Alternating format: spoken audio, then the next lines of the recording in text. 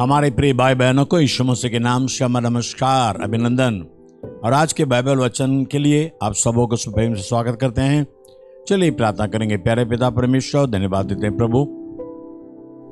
उस दिन चेलों से तूने कहा, लोग मेरे बारे में क्या कहते हैं और तुम मेरे बारे में क्या सोचते हो। तुरंत पतरस ने कहा, हे प्रभु, तू जीवित परमेश्वर का पुत्र है, क्योंकि जीवित वचन तेरे पास है। हाँ, जीवित परमेश्वर का पुत्र यीशु मसीह, आज भी तेरे जीवित वचन को हमसे बात कर हमें आशीषदायक बना दे। यीशु मसीह के नाम से मांगते पिता, आमीन आमीन। दूसरा शामुएल 23 अध्याय उससे 1 से 20 तक पढ़ने वाले हैं। दाऊद के अंतिम वचन ये हैं, यिशै का पुत्र की वाणी है, उस पुरुष की वाणी है जो ऊंचे पर खड़ा किया गया और याकूब के परमेश्वर का अभिषिक्त और इज़राइल का मधुर भजन गाने वाला है। यहोवा का आत्मा मुझ में होकर बोला और उसी का वचन मेरे मुंह में आया। इज़राइल का परमेश्वर ने कहा है, इज़राइल की चट्टान ने मुझसे बातें की हैं कि मनुष्य में प्रभुता करने वाला एक धर्मी होगा जो परमेश्वर का भय मानता हुआ प्रभुता करेगा। वह मानो बोर का प्रकाश होगा जब सूर्य निकलता है, ऐसा बोर जिसमें बादल न हो, जैसा वर्षा के बाद निर्मल प्रकाश के कारण भूमि से हरी हरी घास उगती है। क्या मेरा घराना ईश्वर की दृष्टि में ऐसा नहीं है? उसने तो मेरे साथ सदा की एक ऐसी वाचा बांधी है जो सब बातों में टिक की हुई और अटल भी है, क्योंकि चाहे वह उसको प्रकट न करे तो भी मेरा पूर्ण उद्धार और पूर्ण अभिलाषा का विषय वही है। पर तो ओछे लोग सब के सब निकम्मी झाड़ियों के समान है जो हाथ से पकड़ी नहीं जाती, और जो पुरुष उनको छुए उसे लोहे और बाले की चढ़ से सुसज्जित होना चाहिए, इसलिए वे अपने ही स्थान में आग से भस्म कर दिए जाएंगे। दाऊद के शूरवीरों के नाम ये हैं, अर्थात तहकमोनी, योशै शबेद जो सरदारों में मुख्य था, वह एस्नी अदीनो भी कहलाता था, जिसने एक ही समय में 800 पुरुष मार डाले।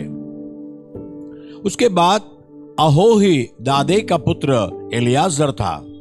वह उस समय दाऊद के संग के तीनों वीरों में से था, जबकि उन्होंने युद्ध के लिए एकत्रित हुए फलिस्तियों को ललकारा और इज़राइली पुरुष चले गए थे। वह कमर बांधकर फलिस्तियों को तब तक मारता रहा जब तक उसका हाथ तक न गया और तलवार हाथ से चिपट न गई। और उस दिन यहोवा ने बड़ी विजय कराई, और जो लोग उसके पीछे हो लिए वे केवल लूटने ही के लिए उसके पीछे हो लिए। उसके बाद आगे नाम एक पहाड़ी का पुत्र शम्मा था। फलिस्तियों ने इकट्ठे होकर एक स्थान में दल बांधा जहां मसूर का एक खेत था, और लोग उनके डर के मारे भागे। तब उसने खेत के मध्य में खड़े होकर उसे बचाया और फलिस्तियों को मार लिया, और यहोवा ने बड़ी विजय दिलाई। फिर 300 मुख्य सरदारों में से 3 जन कटनी के दिनों में दाऊद के पास अदुल्लाम नाम गुफा में आए, और फलिस्तियों का दल रफाइम नाम तराई में छावनी किए हुए था। उस समय दाऊद गढ़ में था, और उस समय फलिस्तियों की चौकी बेतलेहम में थी। तब दाऊद ने बड़ी अभिलाषा के साथ कहा, कौन मुझे बेतलेहम के फाटक के पास के कुएं का पानी पिलाएगा? तब वे तीनों वीर फलिस्तियों की छावनी में टूट पड़े और बेतलेहम के फाटक के कुएं से पानी भर के दाऊद के पास ले आए, पर तो उसने पीने से इनकार किया और यहोवा के सामने अर्घ करके उंडेला और कहा, ये यहोवा, मुझसे ऐसा काम दूर रहे। क्या मैं उन मनुष्यों का लहू पीऊं जो अपने प्राणों पर खेल कर गए थे? इसलिए उसने उस पानी को पीने से इनकार किया। इन 3 वीरों ने तो यही काम किए। और अभिषै जो सरिया का पुत्र योआब का भाई था, वह तीनों से मुख्य था। उसने अपना बाला चलाकर 300 को मार डाला और तीनों में नामी हो गया। क्या वह तीनों से अधिक प्रतिष्ठित था और इसी से वह उसका प्रधान हो गया, परंतु मुख्य तीनों के पद को न पहुंचा। फिर यहोयादा का पुत्र बनाया था, जो कपसेलवासी एक बड़े काम करने वाले वीर का पुत्र था।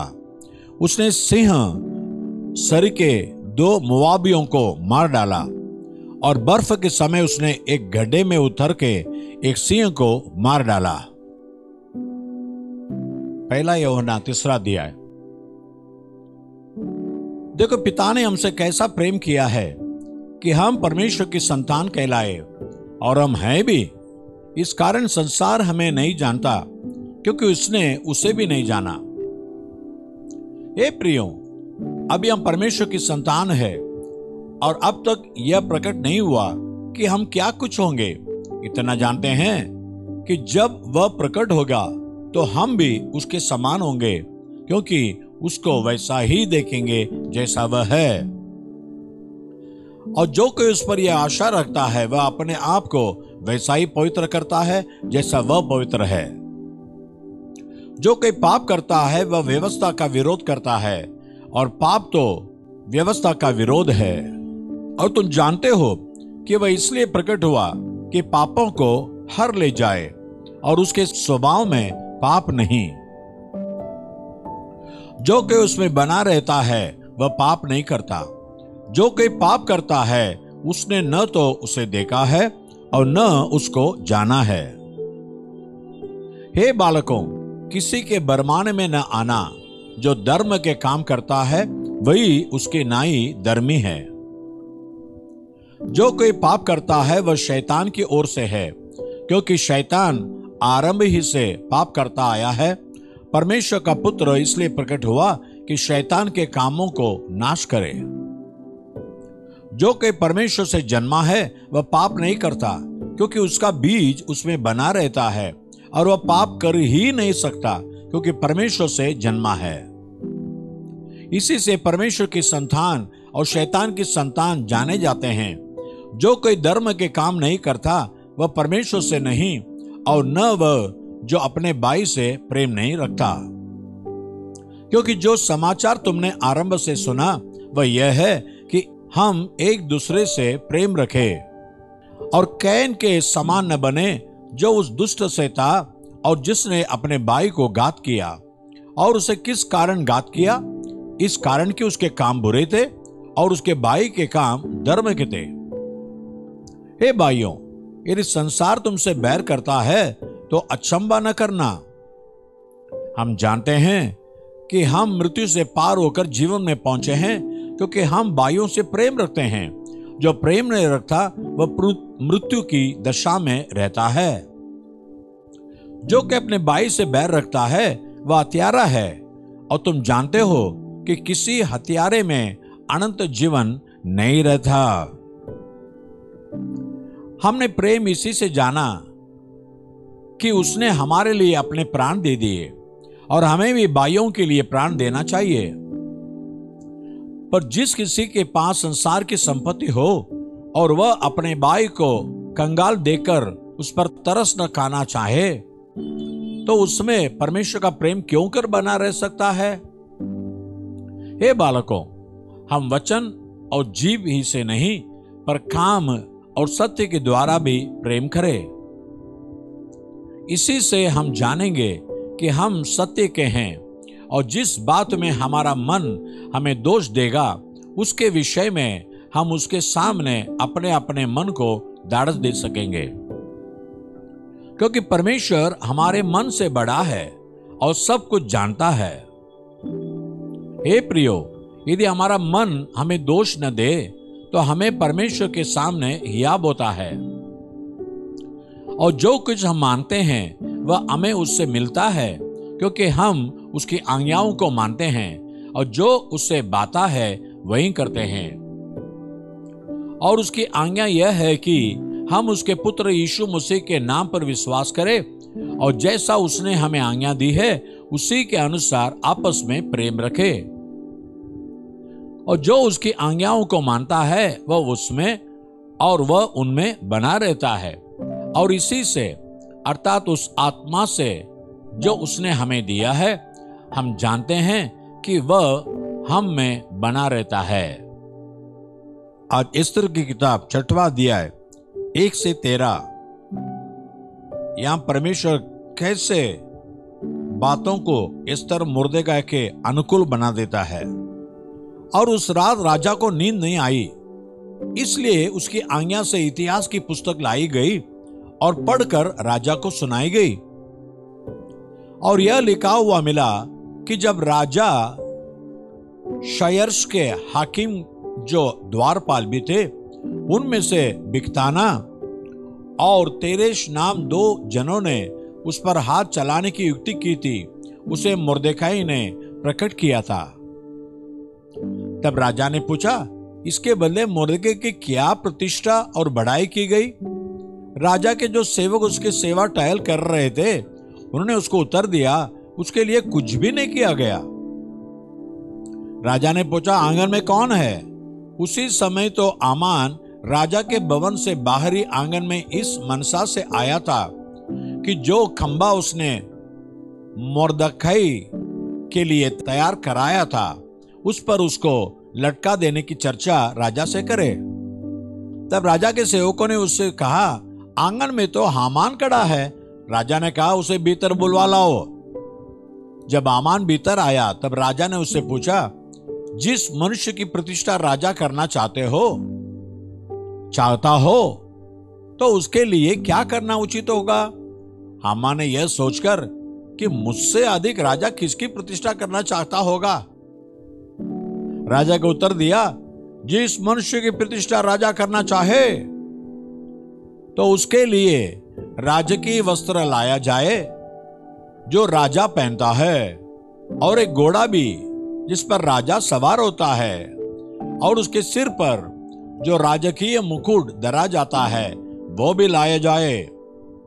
फिर वो वस्त्र और वो घोड़ा राजा के किसी बड़े हाकिम को सौंपा जाए, और जिसकी प्रतिष्ठा राजा करना चाहता हो उसको वो वस्त्र पहनाया जाए, और उस घोड़े पर सवार करके नगर के चौक में उसे फिराया जाए, और उसके आगे आगे यह प्रचार किया जाए कि जिसकी प्रतिष्ठा राजा करना चाहता है उसके साथ ऐसा ही किया जाएगा। राजा ने हामान से कहा, फुर्ती करके अपने कहने के अनुसार उस वस्त्र और उस घोड़े को लेकर उस यहूदी मुर्देकाई से जो राजभवन के फाटक में बैठा करता है वैसा ही कर, जैसा तूने कहा है उसमें कुछ भी कमी होने न पाए। तब हामान ने उस वस्त्र और उस घोड़े को लेकर मुर्देकाई को पहनाया और उसे घोड़े पर चढ़ाकर नगर के चौक में इस प्रकार पुकारता हुआ घुमाया कि जिसकी प्रतिष्ठा राजा करना चाहता है उसके साथ ऐसा ही किया जाएगा। तब मुर्देकाई तो राजभवन के फाटक में लौट गया, पर तो हामान शोक करता हुआ और सिर ढांपे हुए फट अपने घर को गया।